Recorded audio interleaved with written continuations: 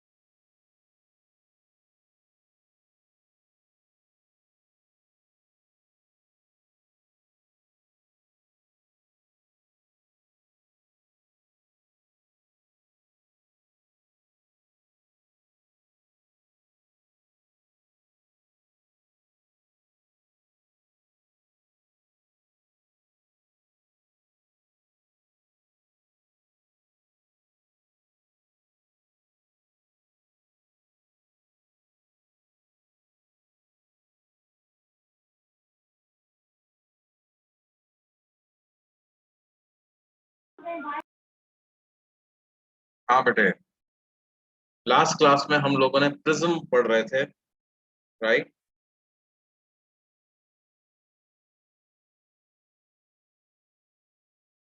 और अब हमें आज वहीं से हम आगे कंटिन्यू करेंगे।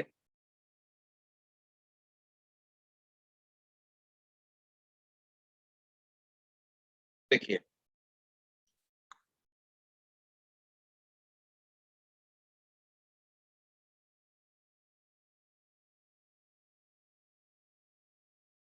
देखो प्रिज्म में हमने एक डिस्कशन किया था, है ना।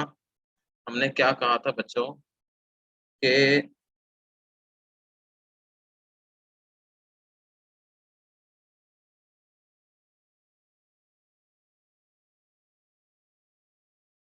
मिनिमम डेविएशन की जो कंडीशन होगी,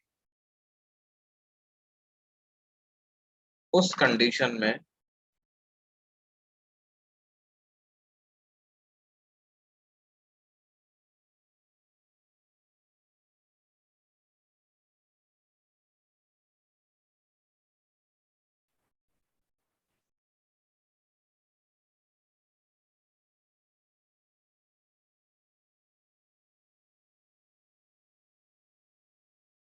angle of incidence has one unique value.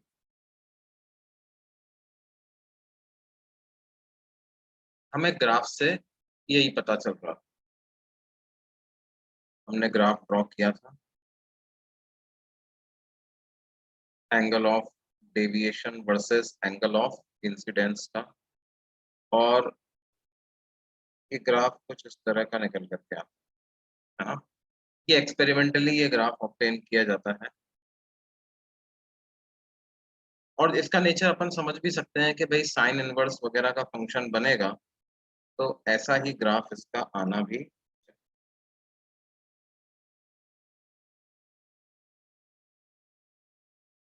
अब देखो क्या है हमने ये कहा था इन जनरल अगर हम किसी भी डेविएशन की बात करें, तो जैसे ये वाला डेविएशन है, ये डेविएशन दो अलग अलग एंगल ऑफ इंसिडेंस के लिए अचीव किया जा सकता है।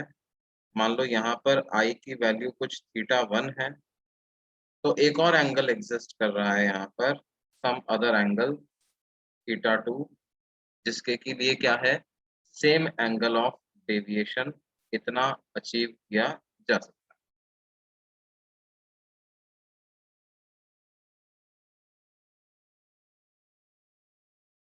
अच्छा, ये ऐसा क्यों हो रहा है? क्योंकि बेसिकली मान लो मैंने प्रिज्म में लाइट रे को थीटा 1 एंगल पे इंसिडेंट किया, और लाइट रे जो इमर्ज होती है वो थीटा 2 एंगल से इमर्ज होती है। तो क्या होगा, जब थीटा 2 एंगल पे इंसिडेंट करेंगे तो वापस से थीटा 1 एंगल पे इमर्ज होगी। तो यहाँ पर जब मैं एंगल ऑफ डेविएशन लिखूंगा, तो एंगल ऑफ डेविएशन का फॉर्मूला होता है आई प्लस ई माइनस ए। तो ये हो जाएगा थीटा 1 प्लस थीटा 2 माइनस ए। और इधर जब मैं डेविएशन का फॉर्मूला लिखूंगा तो फिर से होगा आई प्लस ई माइनस ए, तो हो जाएगा थीटा 2 प्लस थीटा 1 माइनस ए। कहने का मतलब क्या है, जैसे ये हमारे पास प्रिज्म है, और एक लाइट रे को मैंने क्या किया, इस पे किसी थीटा 1 एंगल पर मैंने इंसिडेंट किया। ये लाइट रे रिफ्रैक्ट होती है, रिफ्रैक्ट होकर के दूसरे फेस पे जाकर के गिरती है, वहां से दोबारा रिफ्रैक्ट होकर के ई एंगल पे इमर्ज होती है ना। और ये ई बराबर हमें दिया हुआ है किसके, थीटा 2। ये है R1, ये है R2। इस केस में एंगल ऑफ डेविएशन क्या आएगा, आई प्लस ई माइनस ए के हिसाब से थीटा 1 प्लस थीटा 2 माइनस ए। उसकी जगह मान लो हम क्या करें बच्चों, कि ये इसी प्रिज्म पे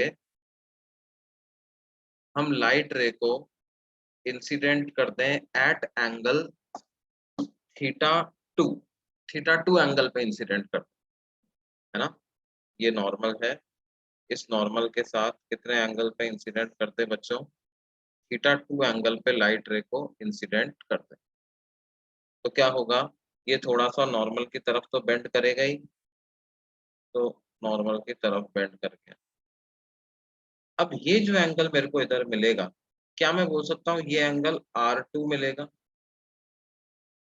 क्योंकि देखो, इधर प्रिज्म के अंदर एंगल R2 बन रहा था, तो बाहर थीटा 2 बन रहा है। तो रे को उल्टा भेजोगे, थीटा 2 एंगल पे भेजोगे, तो अंदर फिर से R1 बन जाएगा। और ये वाला इंटीरियर एंगल अगर एक R1 बन रहा है, तो दूसरे सरफेस पे एंगल R1 बनेगा ना, क्योंकि इन दोनों एंगल का सम ए के बराबर होता है। R1 plus R2 is equal to A. तो एक एंगल R2 है, तो दूसरा एंगल वही वाला R1 बन जाएगा जो इस केस में बन रहा था, वही एंगल यहाँ पे बन जाएगा। और अगर ये एंगल फिर से R1 आ गया है, तो यहाँ पर रे वापस से बाहर कितने एंगल पे निकल जाएगी, थीटा 2 एंगल पे बाहर निकल जाएगी, थीटा 1 एंगल पे बाहर निकल जाएगी। तो इस केस में अगर आप डेविएशन लिखोगे आई प्लस ई माइनस ए फॉर्मूले से, तो फिर से कितना आएगा, theta 2 plus theta 1 minus A, which is same as that previous delta. इसका मतलब क्या है, आई का वैल्यू हम दो रख सकते हैं। आई की वैल्यू को थीटा 1 रख दो, या आई की वैल्यू को कितना रख दो, थीटा 2 रख दो। दोनों के लिए क्या होगा भाई, same angle of deviation achieve किया जा सकता है। ठीक है, same angle of deviation can be achieved for two different angles of incidences, and इसको simply upon principle of reversibility बोलते हैं।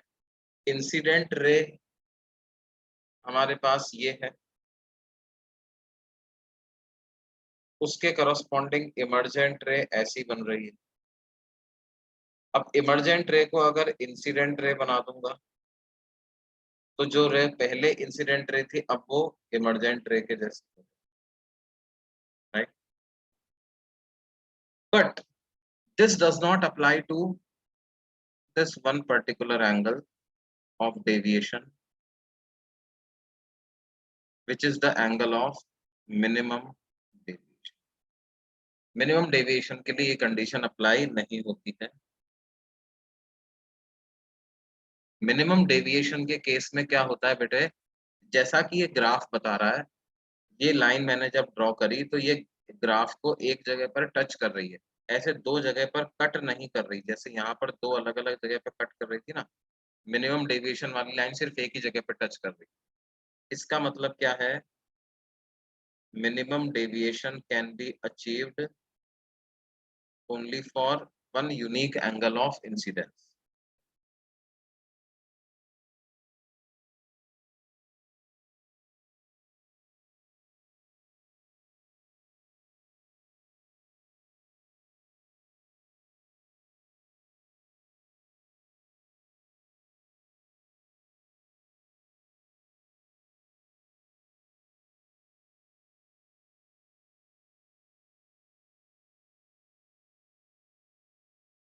ये बात समझ में आती है बेटे, वो ये वाला angle, this is I for delta minimum,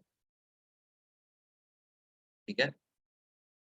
अब इस एंगल की क्या खास बात है भाई, ऐसा क्यों हो रहा है, पहले तो हम ये समझें कि ऐसा क्यों हो रहा है और ऐसा कैसे पॉसिबल। देखो बेसिकली इसका मतलब क्या है, ये एक ऐसा एंगल ऑफ इंसिडेंस है बेटे, ये एक ऐसा एंगल ऑफ इंसिडेंस है कि जिसपे अगर मैं लाइट रे को प्रिज्म पे इंसिडेंट करूं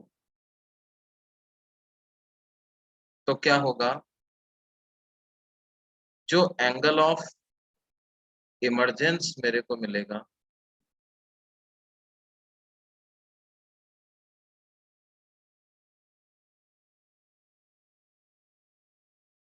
वो इस ई के बराबर ही मिलेगा,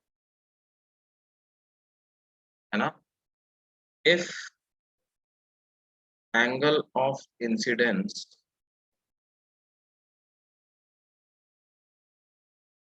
is such that the angle of emergence is equal to angle of incidence,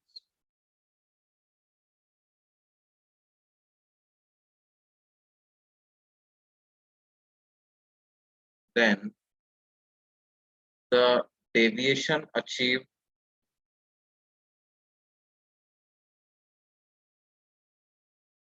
in this case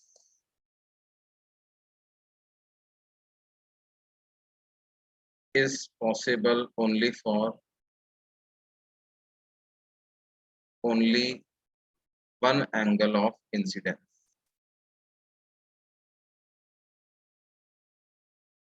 है ना।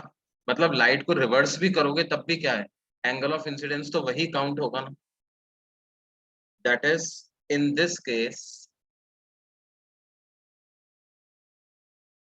The deviation due to prism will be minimum,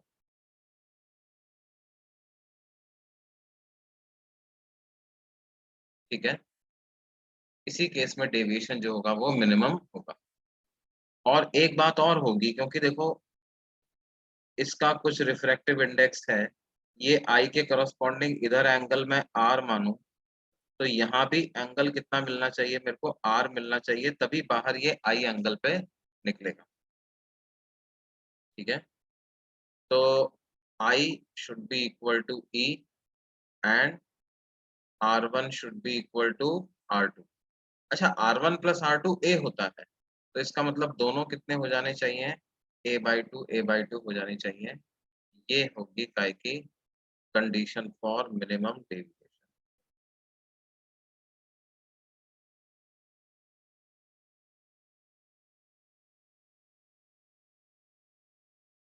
अच्छा, इससे हम क्या है आई की वैल्यू भी पता लगा सकते हैं, कैसे, अप्लाई स्नेल्स लॉ।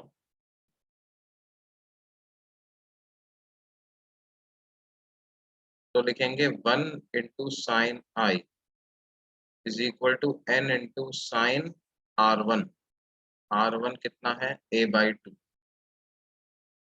तो यानी कि साइन i की क्या वैल्यू आ जाएगी n sin a/2, या i कितना आ जाएगा sine inverse of n sin।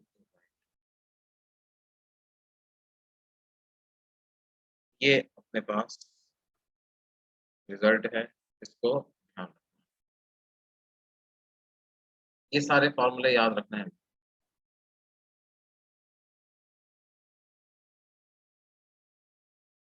ठीक है। और एक और याद रखना है, डेल्टा मिनिमम के केस में देखो, डेल्टा का जनरल फॉर्मूला क्या होता है बच्चों। डेल्टा का जनरल फॉर्मूला होता है i प्लस ई माइनस ए, लेकिन डेल्टा मिनिमम के केस में i और e बराबर होते हैं, तो डेल्टा मिनिमम को 2i माइनस ए भी लिख सकते हैं। डेल्टा मिनिमम को क्या लिख सकते हैं 2i माइनस ए भी लिख, ठीक है। एक बात और समझो कि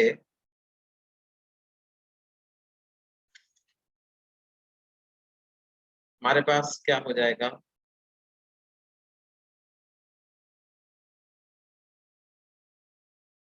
i की वैल्यू मैं इस वाली इक्वेशन से निकाल करके इस इक्वेशन में पुट कर दूं,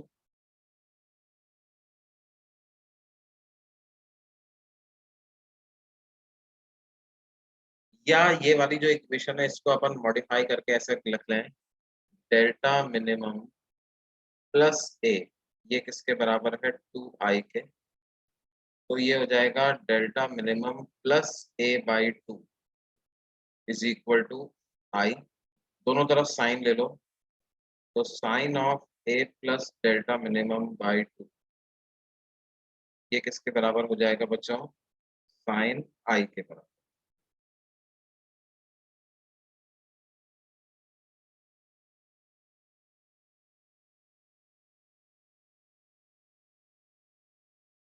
और फ्रॉम स्नेल्स लॉ हम क्या लिख सकते हैं 1 × sin i बराबर है n × sin a/2। तो साइन i की जगह n sin a/2 सब्स्टिट्यूट कर दें आप, ये जो साइन i है उसकी जगह क्या लिख दें n sin a/2। तो मेरे को क्या मिल गया sine of a plus delta minimum by 2 is equal to n sin a/2, यानी कि n की क्या वैल्यू मिल गई बच्चों sine of a plus delta minimum by 2 divided by sine a/2। ये ऐसी a की वैल्यू को मिल जाए। ये जो फॉर्मूला है वो experimental determination of refractive index of prism के लिए भी यूज होता है।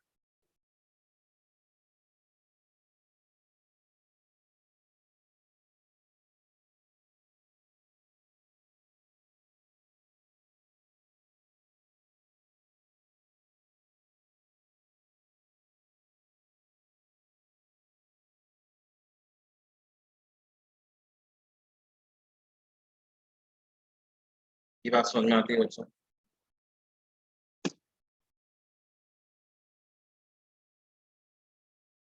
एक चीज को हम और समझें कि अगर हमारे पास small angled prism,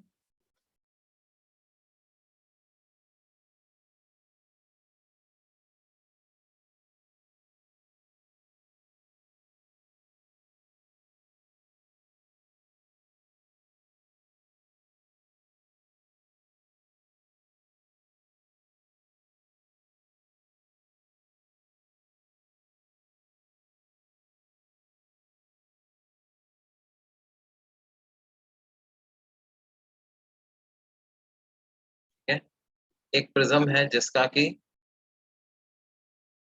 apex angle बहुत छोटा है,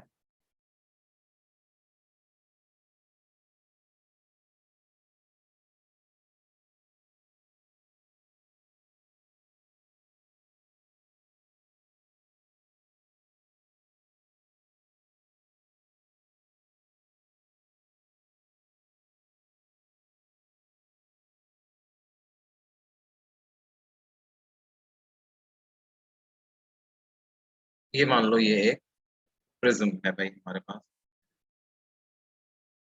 जिसका अपेक्स एंगल बहुत छोटा, और इस पर हमने क्या किया, लगभग नॉर्मली लाइट रे को इंसिडेंट कर दिया। लगभग नॉर्मली इंसिडेंट किया, इसका मतलब स्मॉल एंगल प्रिज्म का मतलब क्या है, अपेक्स एंगल अप्रोचेस जीरो, और नियर नॉर्मल इंसिडेंस का मतलब क्या है, आई आल्सो अप्रोचेस जीरो। तो देखो आप सरफेस पे इक्वेशन क्या लगाओगे, 1 into sine I is equal to n into sine r1, and since I approaches zero, this implies R1 also approaches zero. तो साइन आई को अप्रोक्सीमेटली आई लिख सकते हैं, और साइन R1 को R1 लिख सकते हैं, तो आई किसके बराबर आ जाएगा, n R1।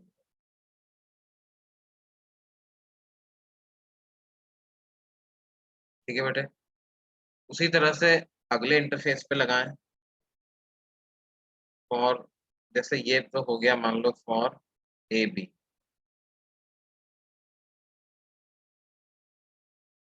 फिर AC के लिए लगाएं, तो AC के लिए क्या लिखेंगे, n into sine R2 is equal to 1 into sine. देखो अपेक्स एंगल छोटा है, R1 छोटा है, तो R2 भी छोटा ही होगा, तो n into R2, इसको अप्रोक्सीमेटली E के बराबर लिखना है। तो ये हमारे पास second equation. Angle of deviation क्या क्या फॉर्मूला है, I प्लस की माइनस, तो I की जगह लिख देंगे nR1, E की जगह लिख देंगे nR2 माइनस ए, n कॉमन ले लें, क्या बचेगा, R1 प्लस R2, और R1 प्लस R2 तो a होता है, तो ये हो जाएगा n n माइनस। तो angle of deviation for small angle prism का क्या फॉर्मूला हो जाएगा बच्चे, n-1 इंटू ए, राइट। इसको हम ये ऐसे याद रखेंगे।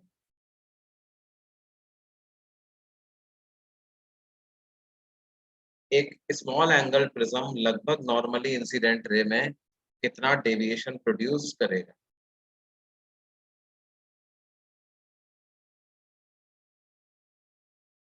अच्छा, प्रीवियस पेज देखना चाहते हैं कई लोग, मैंने अभी जस्ट देखा है चैट बॉक्स में, ये वाला पेज देखना चाहते हैं या इसके पहले वाला,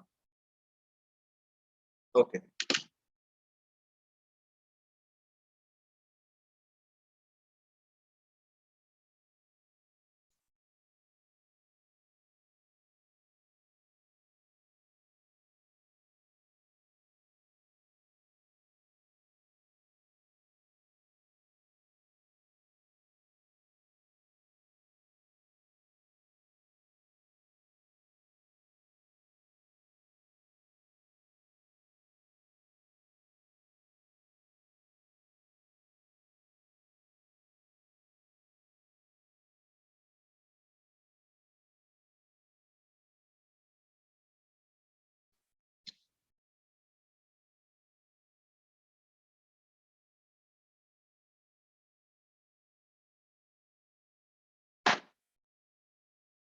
अब हो गया भाई, ओके। इसके पहले वाला भी देखना है, ओके, इसके पहले वाला पेज।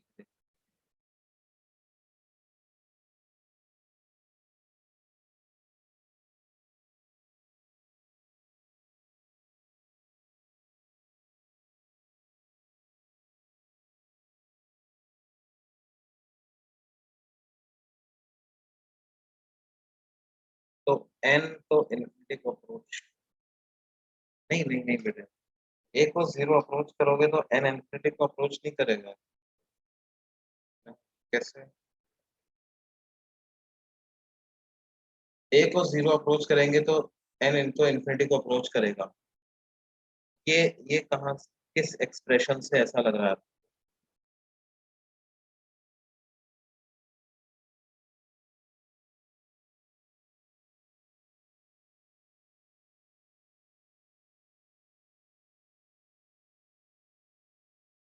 अच्छा, यहाँ से इस वाले से लग रहा है, इसको देख के बोल रहे हो क्या?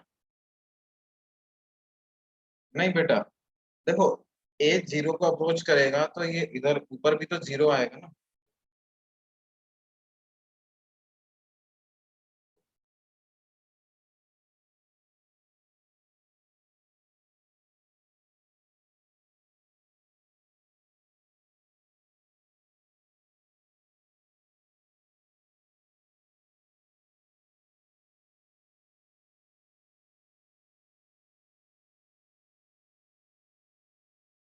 हाँ बेटे, देखो क्या होगा जब ए जीरो को अप्रोच करेगा तो न्यूमरेटर भी तो बहुत छोटा हो जाएगा ना।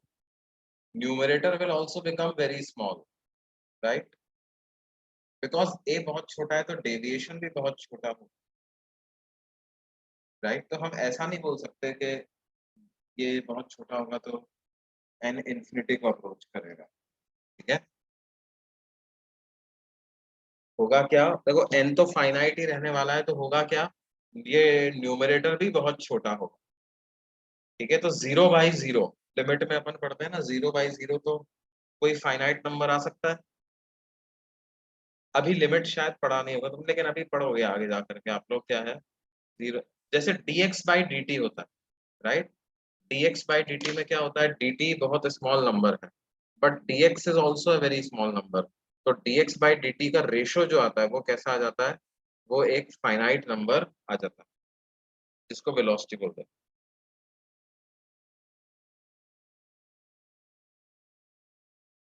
समझ में आया भाई जो पूछ रहा था, एन इन्फिनिटी कैसे हो जाएगा? ओके भाई, अभी अपन आते हैं अपने ओरिजिनल पेज। तो ये फॉर्मूला भी अपने को याद रखना है, this is also a star formula.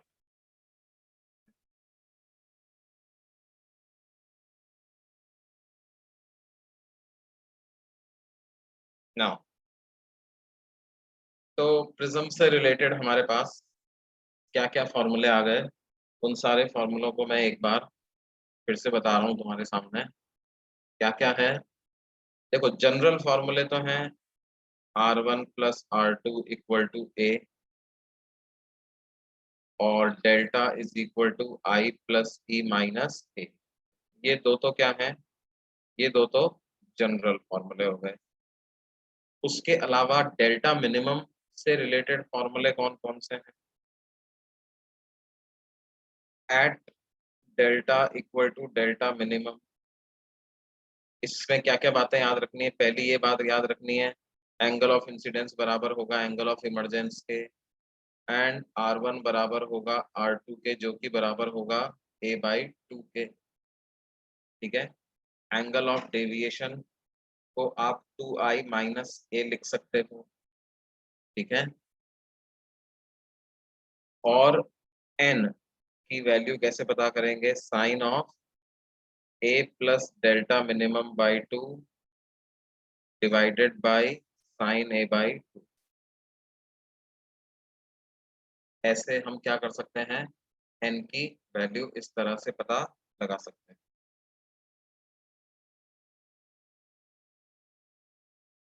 Right? तो ये जो फॉर्मूले हैं, ये किससे रिलेटेड हैं, these are related to minimum deviation. ठीक है, और स्मॉल एंगल प्रिज्म के लिए क्या फॉर्मूले हैं भाई, फॉर स्मॉल एंगल प्रिज्म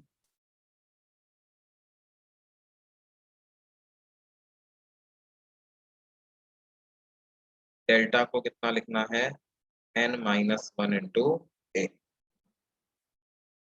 ठीक है, ये ऐसा है।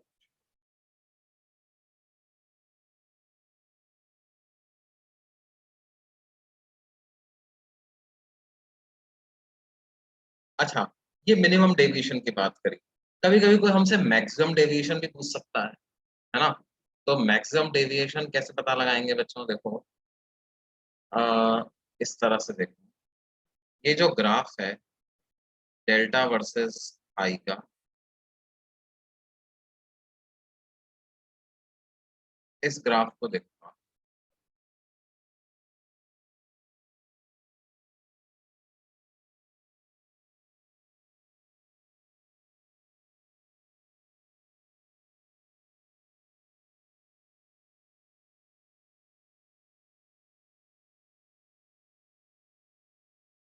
देखो ये ग्राफ हमने कुछ ऐसे बनाया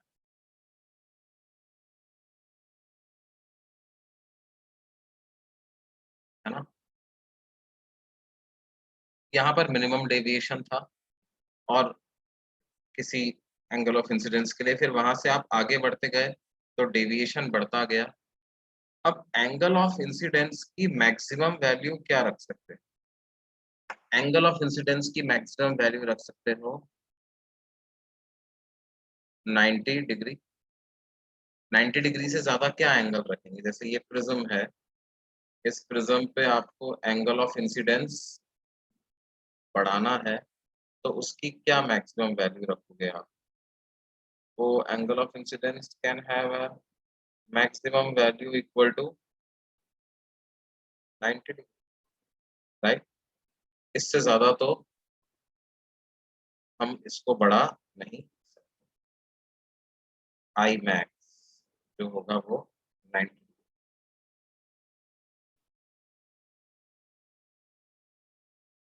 अब क्या होगा साहब? तो हमें ऐसा लग रहा है भाई कि डेल्टा मैक्सिमम किस एंगल पे आ सकता है? 90 डिग्री एंगल पर आ सकता है। Delta max can occur eight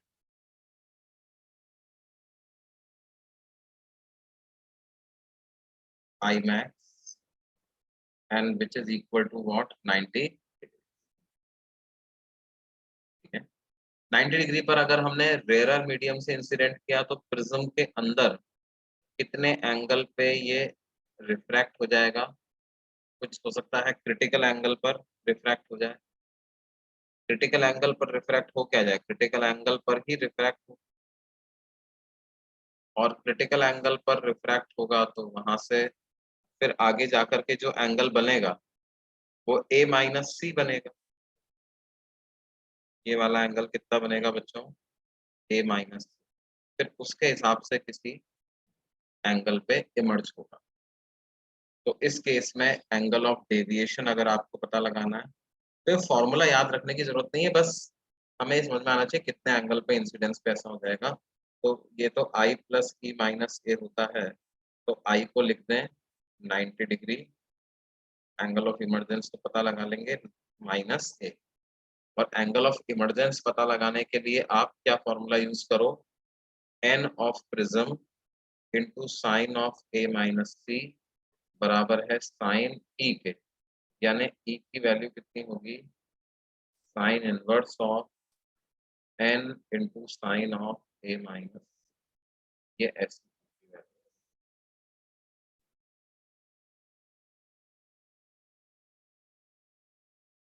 तो डेल्टा मैक्स कितना आ जाएगा?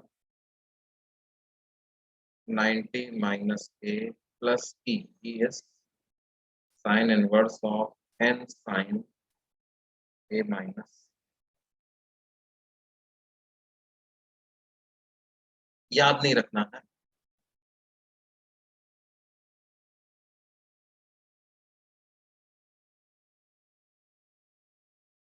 बिल्कुल बिल्कुल, नॉर्मल इंसिडेंस भी होना चाहिए या near normal incidence.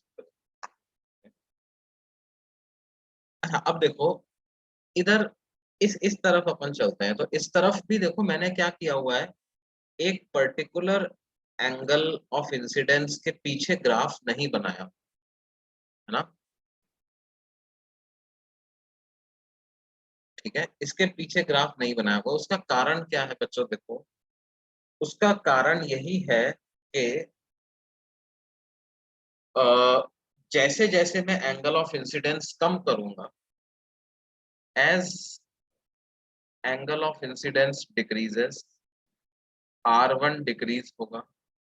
Are one decrease होगा तो आर टू इंक्रीज होगा, implies chances of TIR will increase।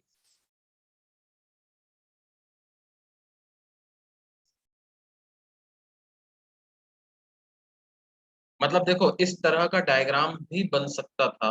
कैसा? कि जैसे ये अगर हमारे पास प्रिज्म है,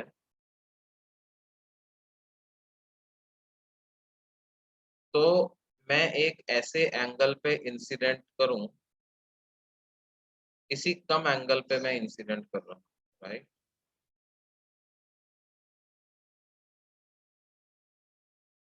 so that I स्मॉल है तो R1 भी स्मॉल है ना।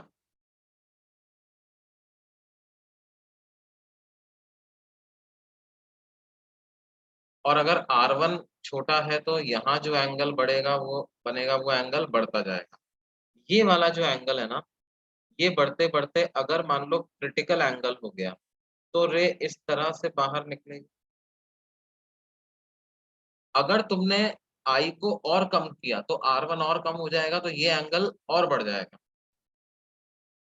ठीक है, R2 और बढ़ जाएगा। ठीक है, तो बेसिकली हम क्या कह सकते हैं, अगले पेज पे मैं लिखता हूं that there exist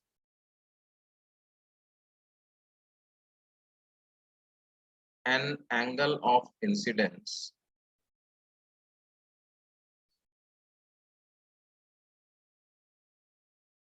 I for which R2 becomes equal to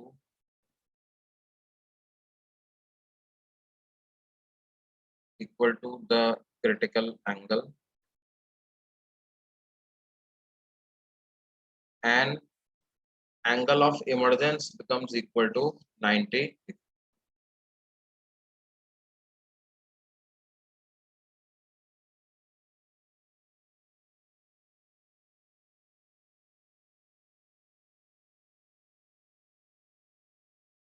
and angle of emergence becomes equal to what, 90 degree. R2 becomes equal to critical angle and angle of emergence becomes equal to 90 degree. There exists an angle of incidence I for which R2 becomes equal to critical angle and angle of emergence become equal to 90 degree. If now this is the minimum possible angle of incidence, this angle is the minimum possible angle of incidence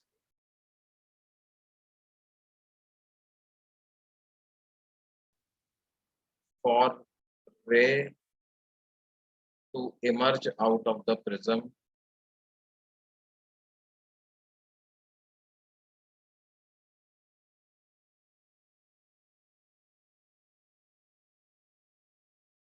without any total internal.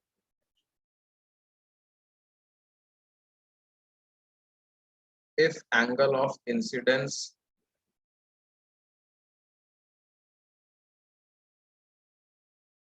is decreased further than the above value,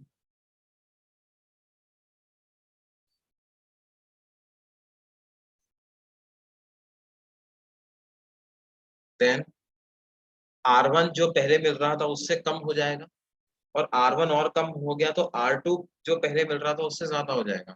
Then R2 will become greater than the critical angle. So total internal reflection will क्या start हो जाएगा बच्चे, total internal reflection होना start हो जाएगा। मतलब कि क्या है, जैसे आपने एक प्रिज्म पे रे को अगर कुछ ज्यादा ही कम एंगल पे इंसिडेंट कर दिया तो वो कम एंगल पे ही रिफ्रैक्ट भी होगी, तो इधर जो एंगल बनेगा वो इतना ज्यादा बन जाएगा कि फिर इस रे का टोटल इंटरनल रिफ्लेक्शन स्टार्ट हो जाएगा। कुछ इस तरह का डायग्राम बनना चालू। ये बात समझ में आती है सबको? यहाँ तक कोई डाउट तो नहीं है भाई?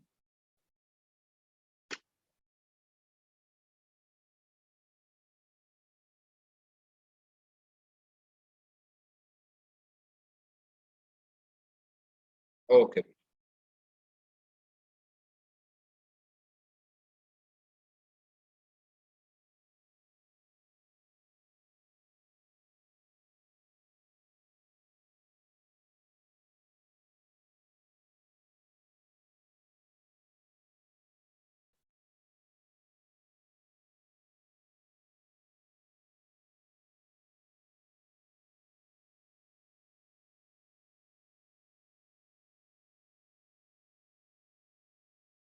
अब देखो ये minimum possible angle of incidence calculate कर सकते हैं क्या?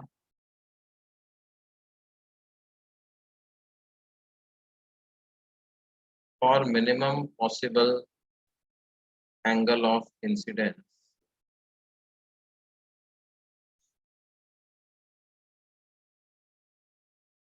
R2 बराबर है C के, E बराबर है 90 डिग्री के।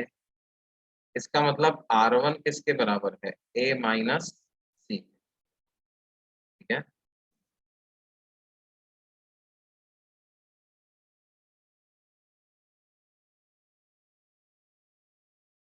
ये एक ऐसा एंगल होता है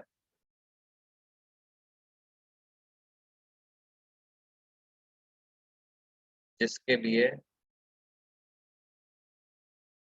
ये जो एंगल बन रहा है R2 ये C हो जाए और एंगल ऑफ इमरजेंस जो है वो 90 डिग्री के बराबर।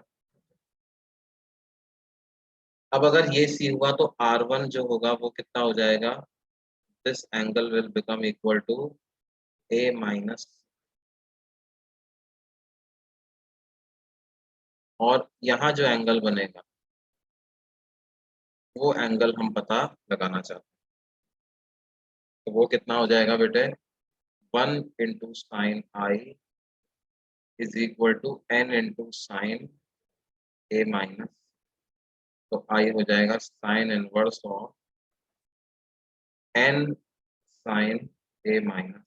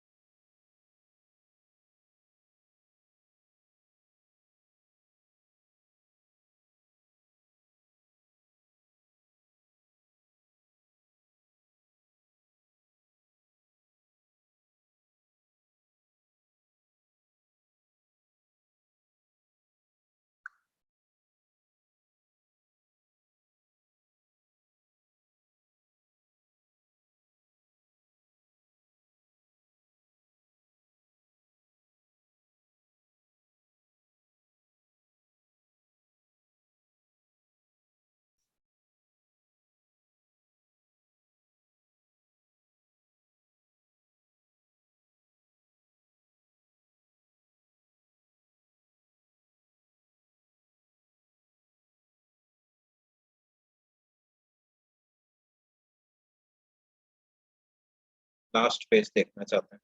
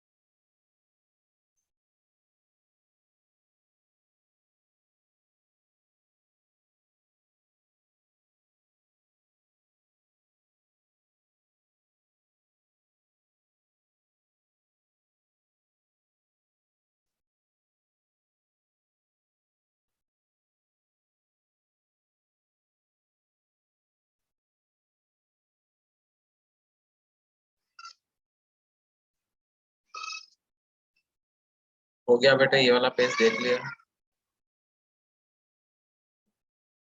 इसके भी पहले वाला।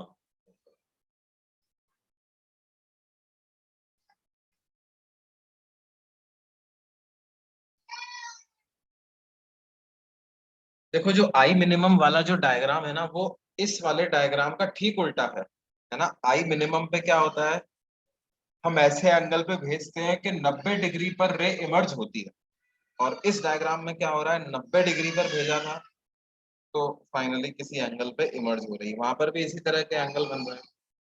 तो देखो जो डेविएशन यहाँ आ रहा है ना, ये वाला डेविएशन और ये वाला डेविएशन ये बराबर ही आ रहा है, ठीक है।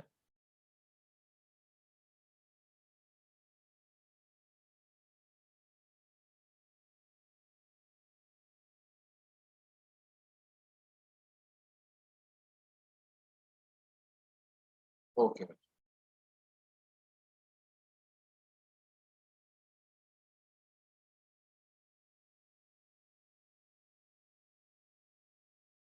है ना, हम लिख सकते हैं note that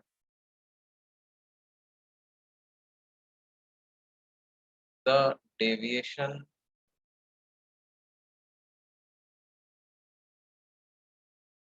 due to prism at minimum possible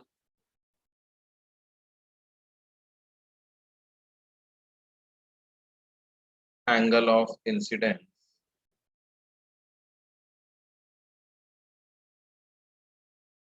is same as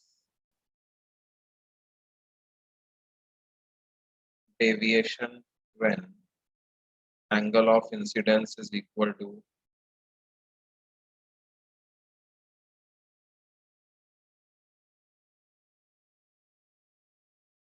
90।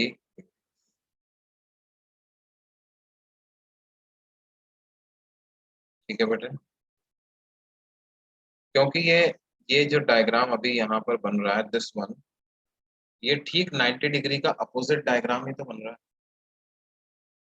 जो 90 डिग्री इंसिडेंस के लिए डायग्राम बनता था उसका ये ठीक अपोजिट डायग्राम ही बन रहा है बच्चों, तो हम ऐसा बोल सकते हैं।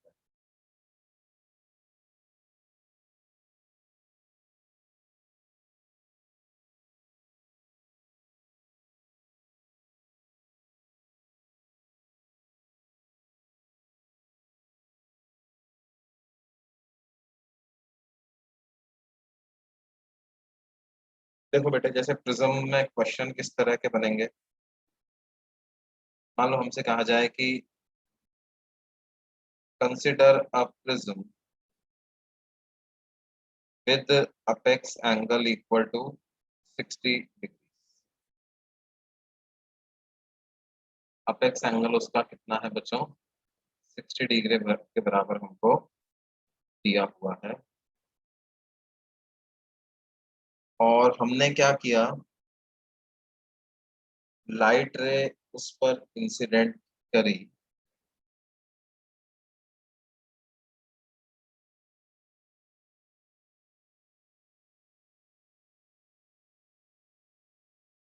At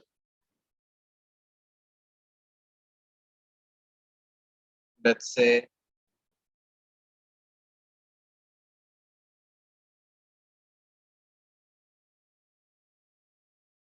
theta, angle of incidence equal to 53 degree पर हमने लाइट रे उस पर इंसिडेंट किया।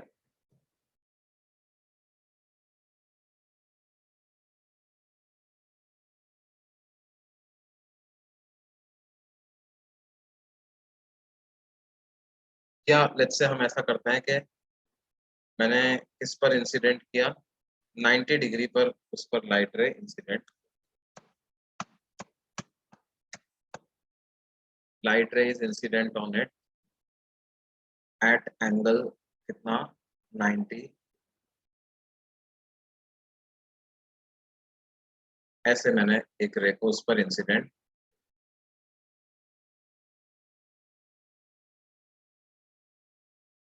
हमें दिया हुआ है कि प्रिज्म का जो रिफ्रैक्टिव इंडेक्स है दैट इज इक्वल टू 2।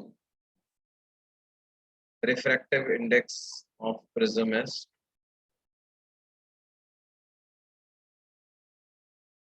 ये इधर एयर, तो हमें पता लगाना है find the angle of emergence in the end the angle of deviation.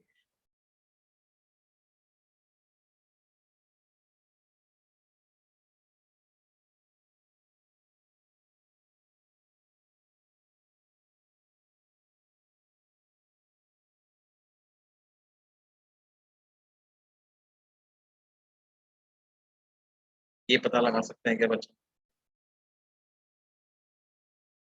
कैसे करेंगे इसको? हम स्नेल्स लॉ लगाएं।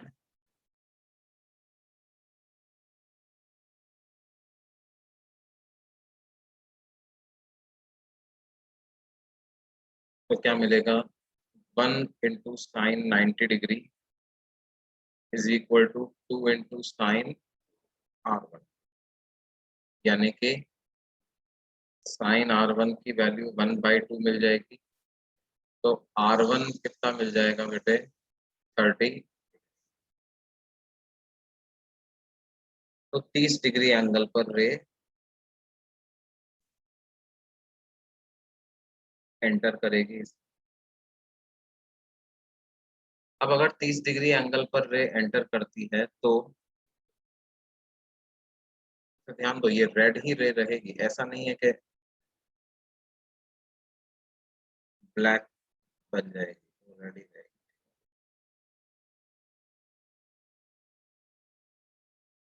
फिर उसके बाद क्या होगा बेटे?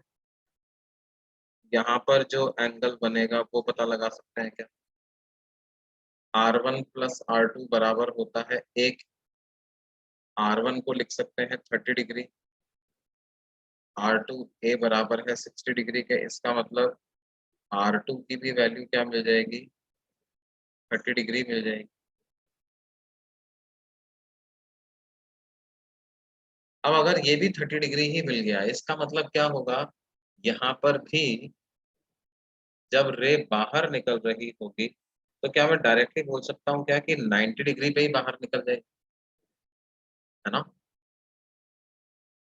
इसको अपन अलग से बना लेते हैं भाई, वो तो क्वेश्चन का डायग्राम हो गया। 30 डिग्री एंगल पर लाइट रे को, 90 डिग्री एंगल पर लाइट रे को हमने इंसिडेंट करवाया था। 30 डिग्री एंगल पर ये रिफ्रैक्ट हुई है। यहाँ से भी एंगल फिर से 30 डिग्री ही बन जाएगा। तो फिर से ये 90 डिग्री पर ही इमर्ज हो। तो पहला पार्ट जो था एंगल ऑफ इमरजेंस, उसका आंसर क्या आ गया? 90। दूसरे पार्ट का क्या आंसर लिखेंगे? Delta is equal to I plus E minus A, that is 90 + 90 - 60 degree. तो 120 डिग्री का डेविएशन इस प्रिज्म का।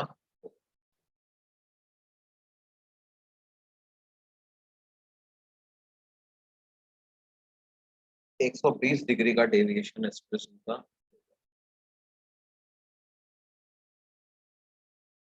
अच्छा देखो, ये केस बड़ा विचित्र है। इसमें क्या हो रहा है? R1 R2 के बराबर भी आ रहा है और I भी 90 डिग्री आ रहा है और E भी 90 डिग्री आ रहा है। इसका मतलब ये मैक्सिमम डेविएशन भी है और यही मिनिमम डेविएशन भी है ना? और इस केस में देखो, 90 डिग्री से आप कोई भी छोटे से छोटा एंगल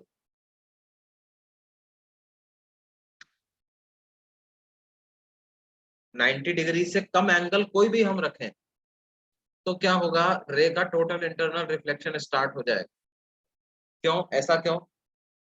देखो, इस पर्टिकुलर रिफ्रैक्टिव इंडेक्स के लिए अगर हम क्रिटिकल एंगल पता लगाएं तो वो कितना होगा?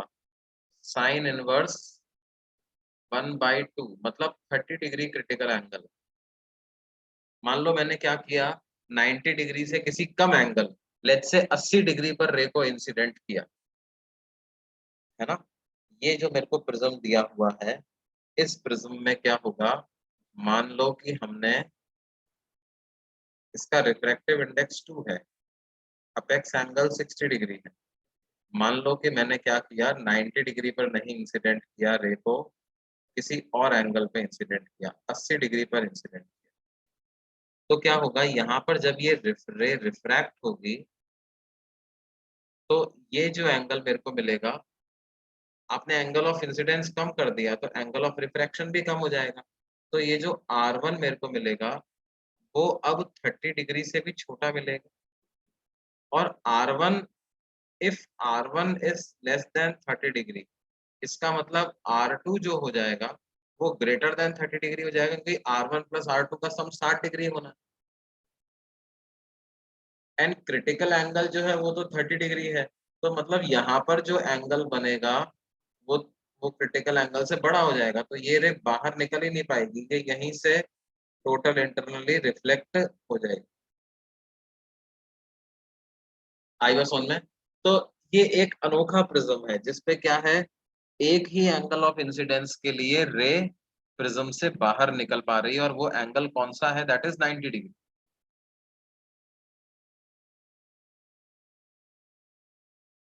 है ना? कई लोगों के इसमें डाउट आए, कुछ लोगों के क्लियर भी हो गए, कुछ लोगों ने अपने आप आंसर बता भी दिया था। Very good. समझ में आई बेटे क्या बोलना चाह रहे थे हम? ये केस का ग्राफ कैसे बनेगा? बेटा इस केस में कोई ग्राफ मिलेगा ही नहीं अपने को, बस एक पॉइंट मिलेगा।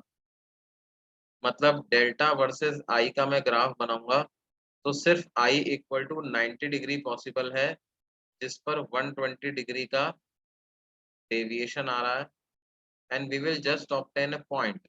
यही डेविएशन मैक्सिमम भी है, यही मिनिमम भी। समझ रहे हो? क्योंकि और किसी भी एंगल के लिए तो रे इमर्ज हो ही नहीं पा रही।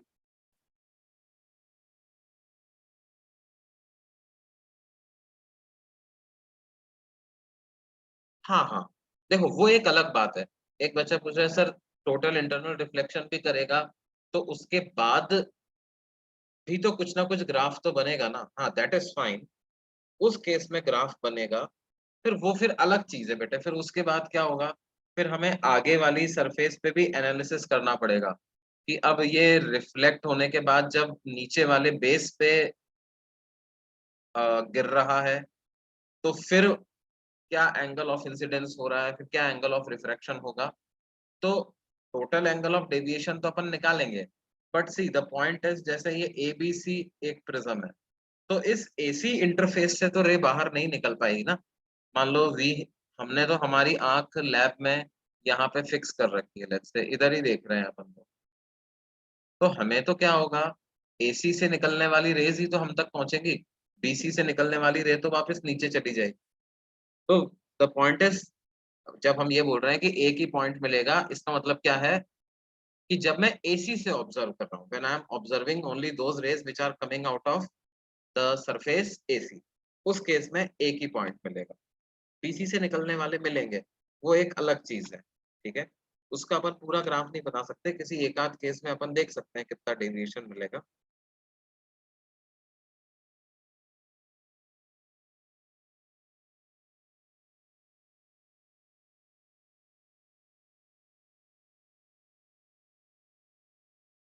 ठीक है, जैसे और इसके सवाल देखते हैं अपन। मान लो हमें कहा जाए कि ये एक प्रिज्म है,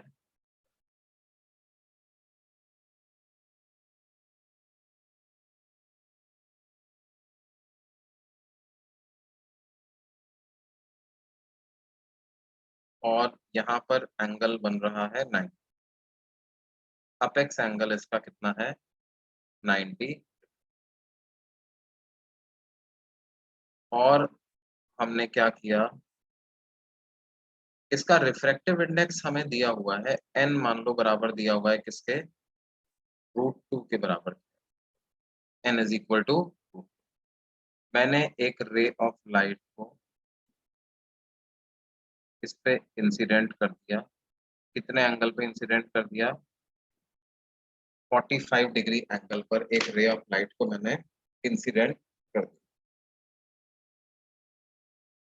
ठीक है, इसके लिए हमें पता करना है फाइंड एंगल ऑफ इमरजेंस,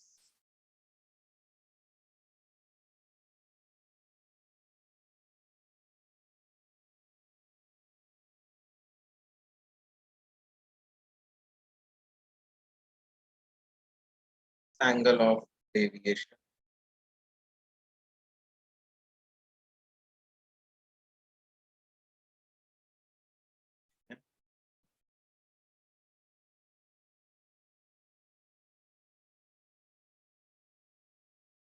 ये हमें पता करना है।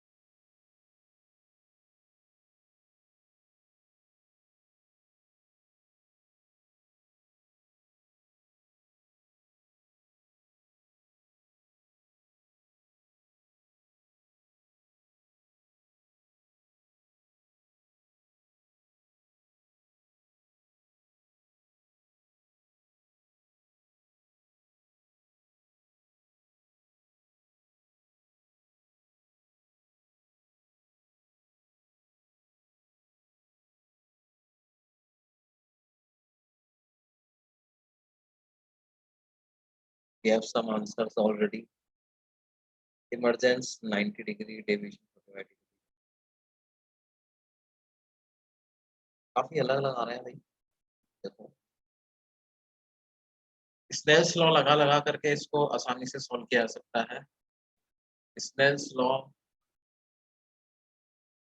फॉर एबी, एबी के लिए स्नेल्स लॉ लगाएं तो क्या मिलेगा, 1 into sin 45 degree is equal to √2 into sin r1। तो क्या आ जाएगा, 1/√2 is equal to √2 into sin r, यानी sin r1 कितना आएगा, 1/2, मतलब r1 की वैल्यू आएगी 30।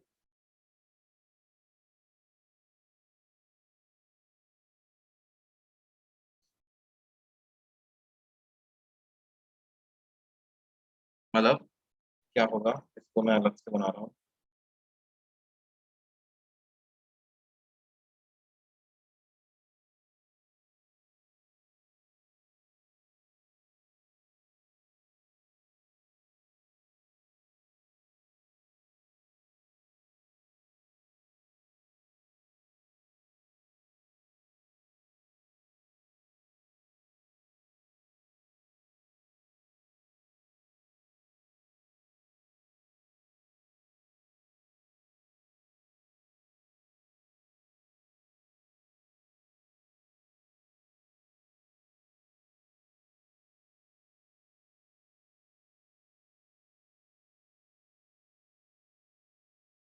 ये एंगल 30 डिग्री आ जाएगा, ये 90 है। अब R1 अगर 30 आ गया, इसका मतलब R2 की वैल्यू 60 डिग्री आ जाएगी। अब R2 60 डिग्री आ गया तो एंगल ऑफ इमर्जेंस कितना आएगा वो हमें पता करना पड़ेगा।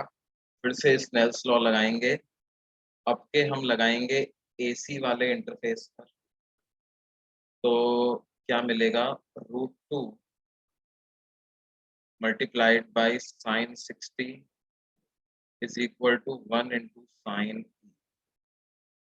दैट इज साइन ई की क्या वैल्यू मिल जाएगी, √2 multiplied by √3 by, that is under root of 3 by। तो एंगल ऑफ इमर्जेंस कितना मिलेगा बेटे, साइन इनवर्स ऑफ √3/2। ऐसा एंगल ऑफ इमर्जेंस हमको,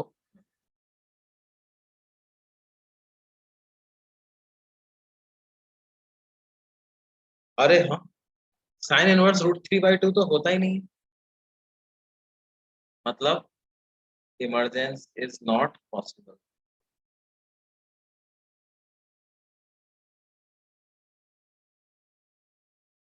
एसी से रे बाहर ही नहीं निकल पाएगी। इसका मतलब शायद टोटल इंटरनल रिफ्लेक्शन की कंडीशन सेटिस्फाई हो पा रही है, उसको जरा सा चेक कर लेते हैं जल्दी से। अगले पेज पे मूव करते हैं। क्रिटिकल एंगल क्या होता है बेटे, साइन इनवर्स ऑफ NR/ND। तो यहाँ पे हो जाएगा साइन इनवर्स ऑफ 1/√, मतलब कितना आया, 45 डिग्री। अरे भाई क्रिटिकल एंगल 45 डिग्री आ गया है, इसका मतलब क्या है, और एंगल ऑफ इंसिडेंस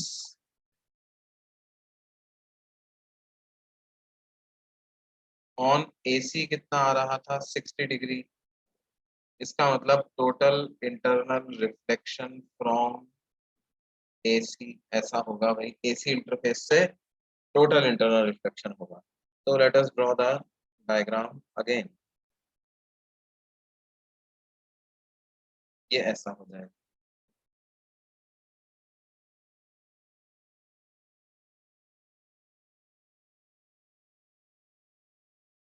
पैंतालीस डिग्री एंगल पर हमने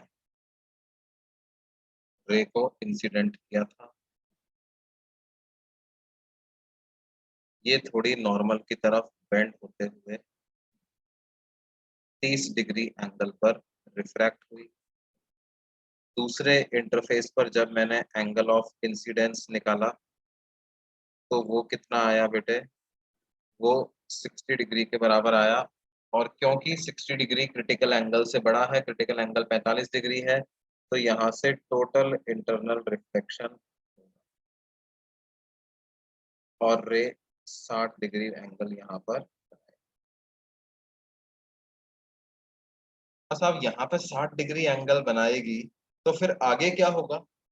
आगे के लिए हमें और जानकारी की जरूरत पड़ेगी, है ना। ये इधर वाले एंगल्स की भी जरूरत पड़ेगी, तभी अपन ये एंगल पता लगा पाएंगे, राइट। क्योंकि यहाँ पर अपन फिर से नॉर्मल बनाएंगे, ये नॉर्मल यहाँ पर भी बनेगी, तो ये वाला एंगल निकालना पड़ेगा हमको, है ना। तो हालांकि वो अपन बना सकते हैं, वैसे कोई बड़ी बात नहीं है। जैसे कोई हमें कहते हैं कि साहब ये एंगल है, ये तो 90 डिग्री हमें दिया ही हुआ था, है ना। और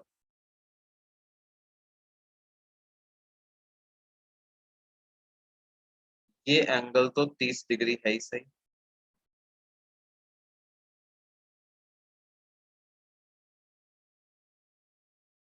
कोई कहते साहब ये एंगल भी 30 डिग्री,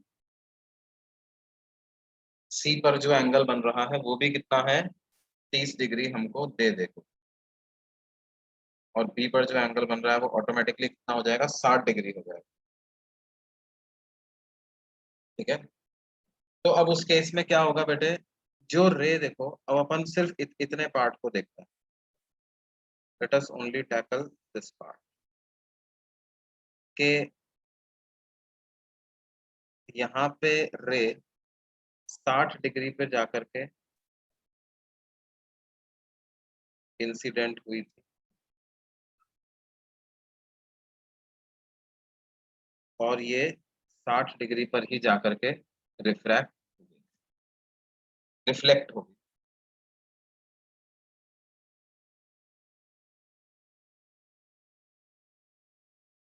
ठीक है।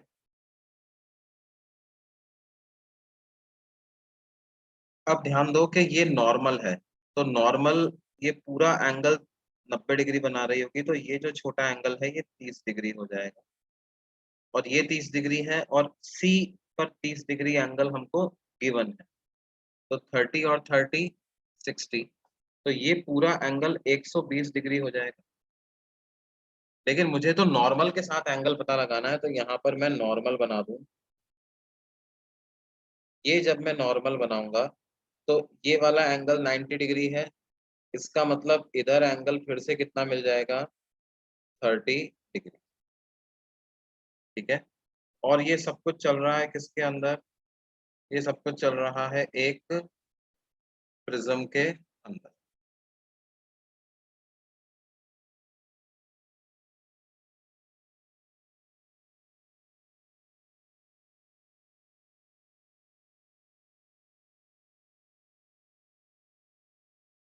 इसमें ऐसा कुछ घटित हो रहा था, 45 डिग्री पर हमने लाइट रे को भेजा, 30 डिग्री पर वो एंटर करी, इधर एंगल बना 60, हमने देखा 60 तो क्रिटिकल एंगल से बड़ा है, तो टोटल इंटर रिफ्लेक्ट करा दिया, इधर आई, ये एंगल 30 डिग्री निकाला। अब ये इसका रिफ्रैक्टिव इंडेक्स √2 दिया हुआ था, तो फिर से हम फॉर्मूला लगा दें, क्या लगा दें, √2 into sine 30 degree is equal to 1 into sine theta, तो √2 into 1/2 equal to sine theta, तो थीटा की वैल्यू 45 डिग्री आ जाएगी। मतलब ये रे यहाँ से ऐसे 45 डिग्री एंगल पर बाहर निकलेगी, ठीक है बच्चों।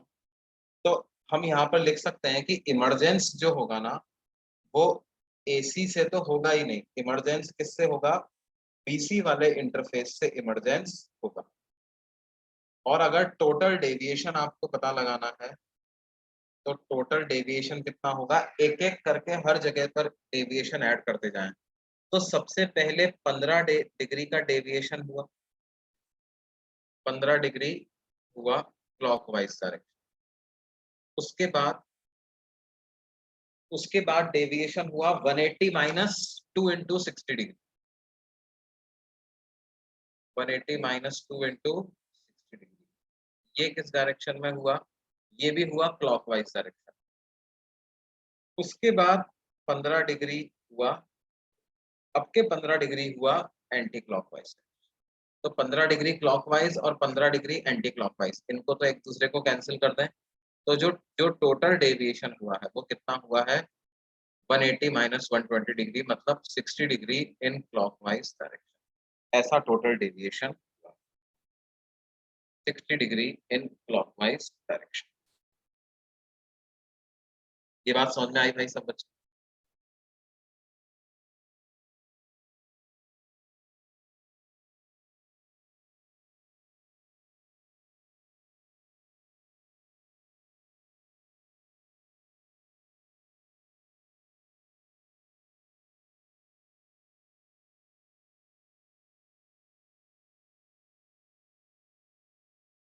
नहीं, थीटा क्या है? थीटा तो बेटे बाहर निकलने वाला एंगल है ना, रिफ्रैक्टेड रे का एंगल।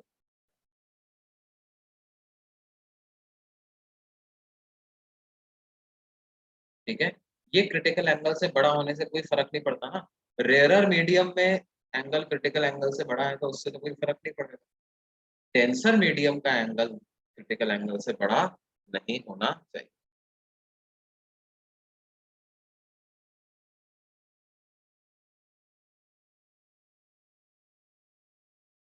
समझ में आई भाई बात सबको? ओके।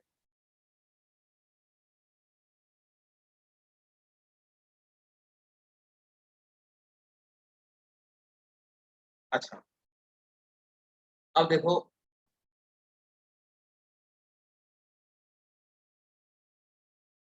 इस पर्टिकुलर केस में है ना, अ, हमसे कोई अगर ये पूछे कि कुछ इस तरह का क्वेश्चन हमें दिया जाए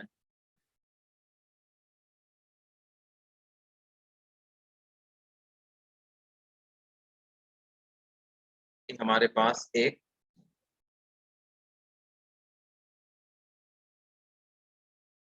स्मॉल एंगल्ड प्रिज्म है, उसका अपेक्स एंगल है 2 डिग्री के बराबर, एक लाइट रे उसको ऑलमोस्ट नॉर्मली इंसिडेंट हम उस पर करते हैं, और उसके बाद वो लाइट रे एक मिरर पे इंसिडेंट होती, light ray gets incident on a plane mirror.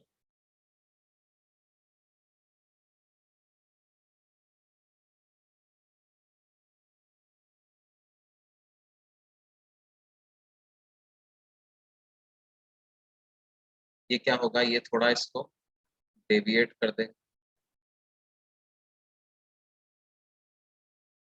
और मिरर पे इंसिडेंट होने के बाद ये ऐसे reflect हो। ठीक है, तो हमें पता करना है, find the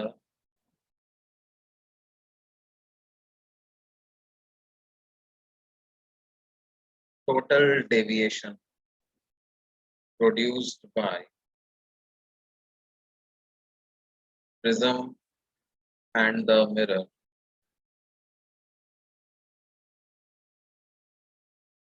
if the plane mirror is placed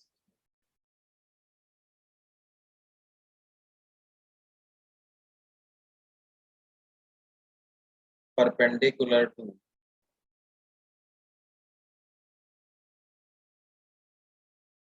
the incident ray on the prism.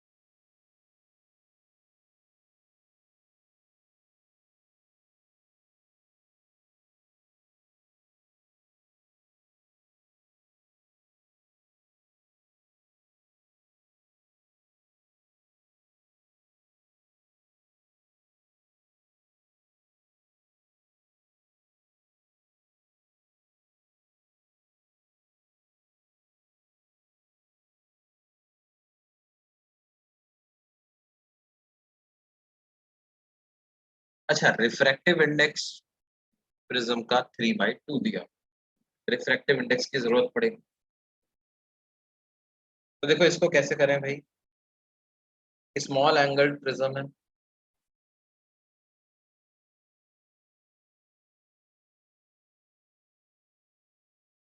And near normal incidence हमने लाइट रे को किया,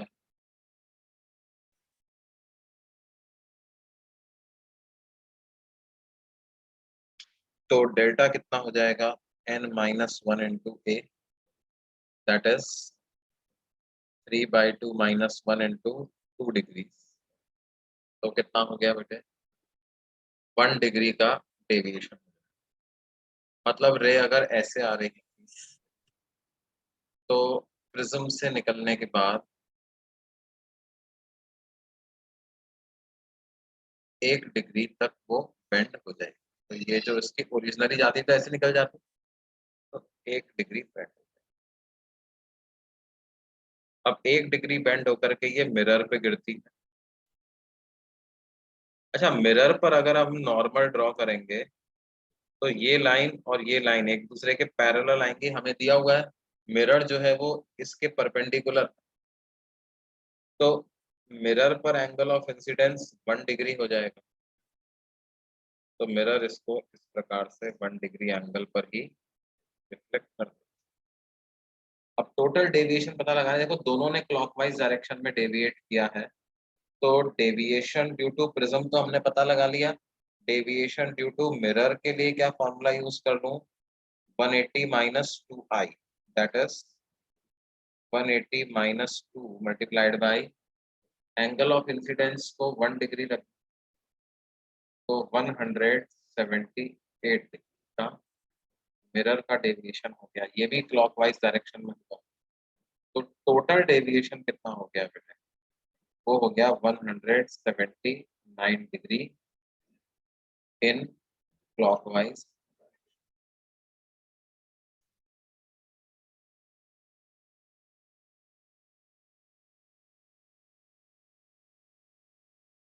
ये बात समझ में आती है?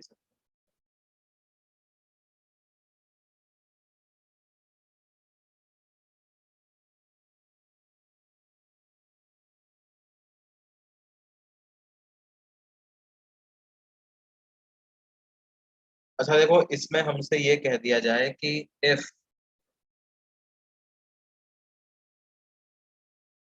The plane mirror of previous problem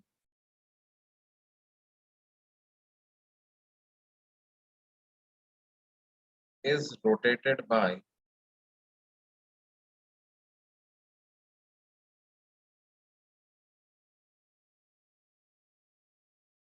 1 degree in anti-clockwise direction,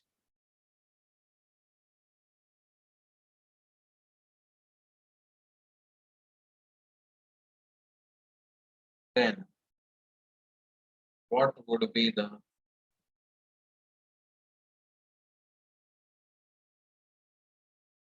total deviation by prism mirror,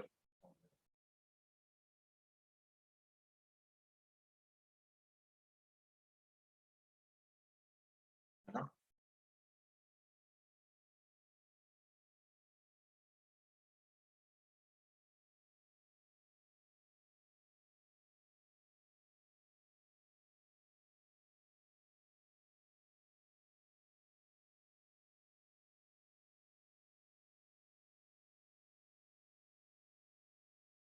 इसके सामने ऐसे रखा हुआ था और अब ये बोल रहे हैं कि किस डायरेक्शन में रोटेट कर दिया मैंने, एंटी क्लॉकवाइज डायरेक्शन में 1 डिग्री से मिरर को रोटेट कर दिया, तो टोटल डेविएशन अब कितना हो जाएगा ये हमें पता लगाना।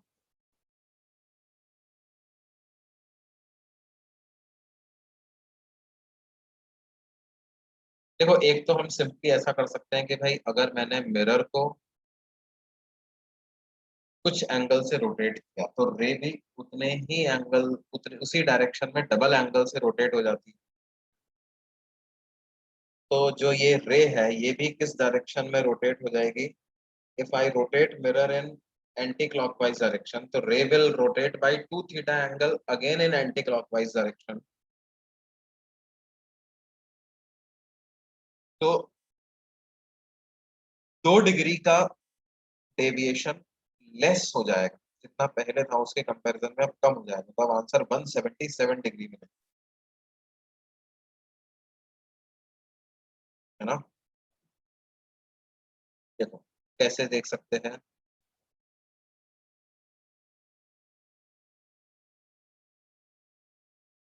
अब मिरर ऐसा नहीं रहा बेटे, है ना। अब मिरर कैसा हो गया देखो, ये तो प्रीवियस पोजीशन थी मिरर। अब मिरर को हमने अपनी प्रीवियस पोजीशन से 1 डिग्री रोटेट कर दिया एंटी क्लॉक। अब मिरर ऐसा हो गया। मिरर पे अगर मैं नॉर्मल बनाऊंगा तो अब वो नॉर्मल ऐसे बनेगा, राइट। जो कि पुरानी वाली नॉर्मल के साथ, ये ओल्ड नॉर्मल है, इसके साथ कितना एंगल बना रही है? 1 डिग्री एंगल। प्रिज्म तो उतना ही डेविएट करेगा, देखो प्रिज्म रे को डेविएट करेगा 1 डिग्री एंगल से, है ना। तो ये 1 डिग्री एंगल से डेविएट होकर के मिरर पे गिरेगी। ये एंगल 1 डिग्री है तो ये भी 1 डिग्री होगा। पुरानी वाली नॉर्मल के साथ 1 डिग्री एंगल बन रहा था, but this is now the new normal. अब angle of incidence on mirror कितना हो गया? 2 डिग्री। तो ये नई नॉर्मल के साथ 2 डिग्री एंगल बनाते हुए ही रे को रिफ्लेक्ट भी करेगा। तो टोटल एंगल ऑफ डेविएशन कितना हो जाएगा? n-1 into A plus 180 - 2 i dash, ऐसा लिख देंगे।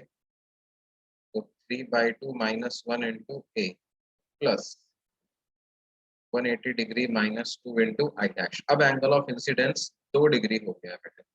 अब एंगल ऑफ इंसिडेंस 1 डिग्री नहीं है, अब एंगल ऑफ इंसिडेंस ये पूरा एंगल, ये पूरा एंगल, ये वाली जो लाइन हमने बनाई है ये तो ऐसे ही है, ये तो ओल्ड नॉर्मल है, इससे मतलब नहीं है। एंगल ऑफ इंसिडेंस ये पूरा वाला है, विच इज 2 डिग्री नाउ। तो ये कितना हो जाएगा बेटे?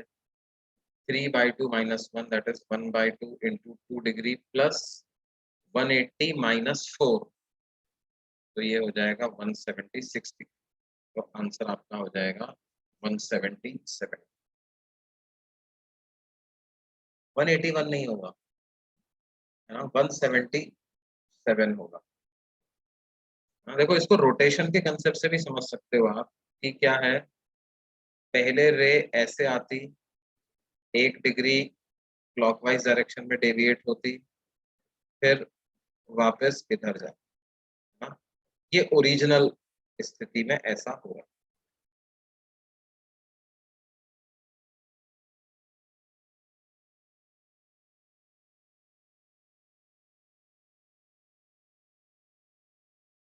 ठीक है, तो जो टोटल डेविएशन आ रहा था बेटे वो कितना आ रहा था? 179 डिग्री का। अब देखो मिरर को अगर मैं ऐसे 1 डिग्री रोटेट करूंगा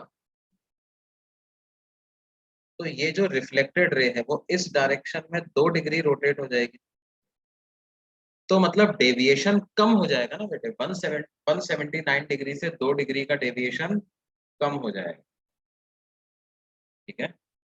क्योंकि डेविएशन हो रहा था क्लॉकवाइज डायरेक्शन में और अब रे रोटेट हो गई है 2 डिग्री से एंटी क्लॉकवाइज डायरेक्शन, तो डेविएशन कम हो जाएगा ना। डेविएशन क्या हो जाएगा? कम हो जाएगा।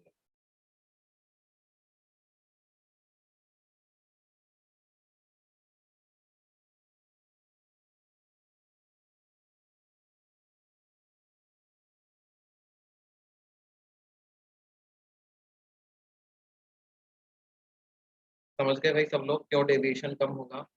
क्योंकि पहले डेविएशन हो रहा था 179 degree in clockwise direction, but now रे has rotated 2 degree in anticlockwise direction. तो 2 डिग्री डेविएशन कम हो जाएगा। 179 पहले था, उसमें से 2 डिग्री अब कम हो गया, अपोजिट डायरेक्शन में चलेगी ना, जिस डायरेक्शन में डेविएशन हो रहा था उसके अपोजिट डायरेक्शन में चलेगी। ये बात समझ में आई भाई सब लोगों को?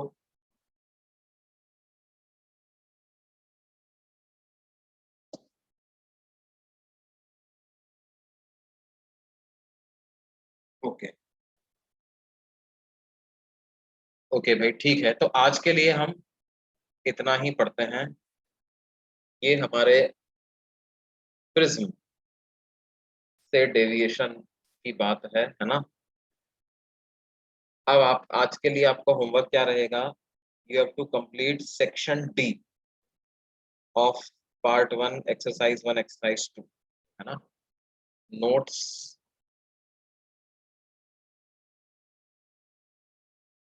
मैं यहीं पे दे दूं क्या आपको?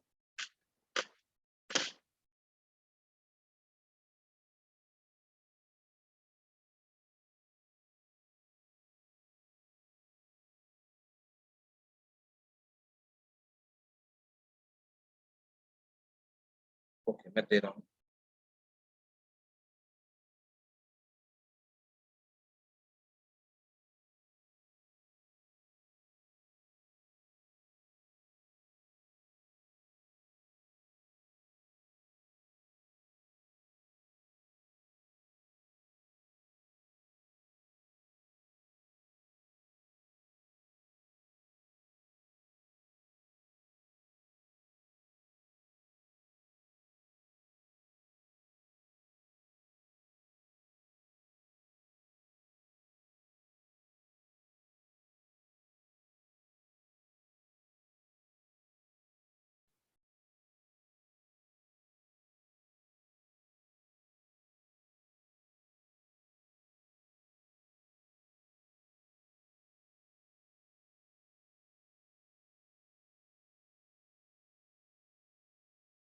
हाँ, ग्रुप पे भी सेंड कर दूंगा मैं।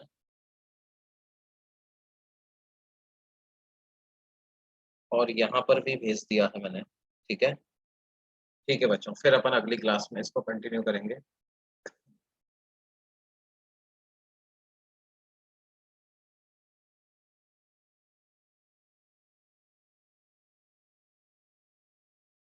Bye bye everyone.